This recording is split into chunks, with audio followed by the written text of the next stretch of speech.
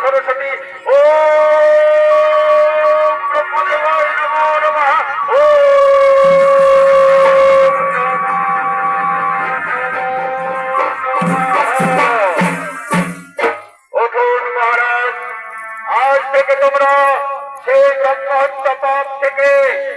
থেকে তোমরা সকলে মুক্তি, সকলে মুক্তি।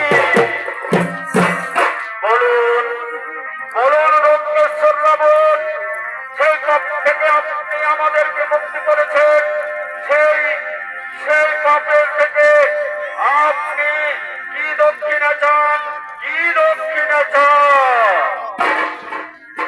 শুনুন শুনুন মহারাজ, আমার লঙ্কাপুরী আছে, আমার রাজ সিংহাসন আছে, আমি আপনার কাছে দক্ষিণা হিসাবে চাই তুমি শুধু একবার সীতা আমাকে দর্শন করিয়ে দিন, সীতা আমাকে দর্শন করিয়ে দিন।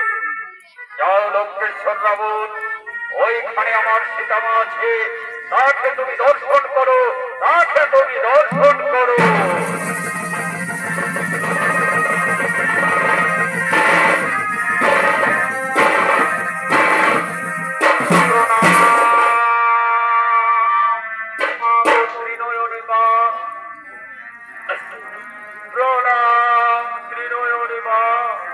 বলো রাবণ, কি জন্য তুমি এসেছো আমার কাছে? আমি রামের হাতে মরবো বলে, আমি রামের হাতে মরবো বলে তোমার কাছে এসেছি মা।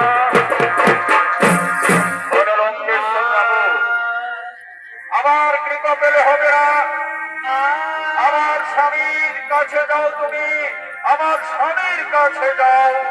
ঠিক আছে, তাই যাবো।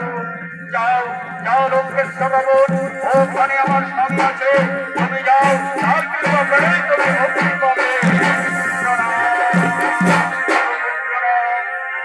বলো রাবণ, তুমি কি দক্ষিণা চাও?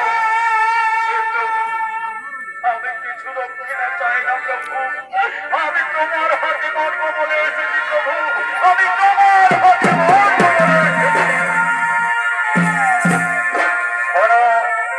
রত্নেশ্বর রাবণ, আর কিছুদিন ধৈর্য ধরো রাবণ, আমরা যখন 14 বৎসর বনবাসে যাব, সেই সময় তুমি আমার সীতামাকে, সেই সময় তুমি সীতাকে হরণ করে নিয়ে যাবে, সেই সময় তুমি আমার হাতে মুক্তি পাবে, সেই সময় তুমি আমার হাতে মুক্তি পাবে।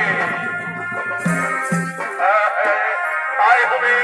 এবার আমি আসি, এবার আমি আসি মহারাজ, এবার আমি আসি, এবার আমি আসি।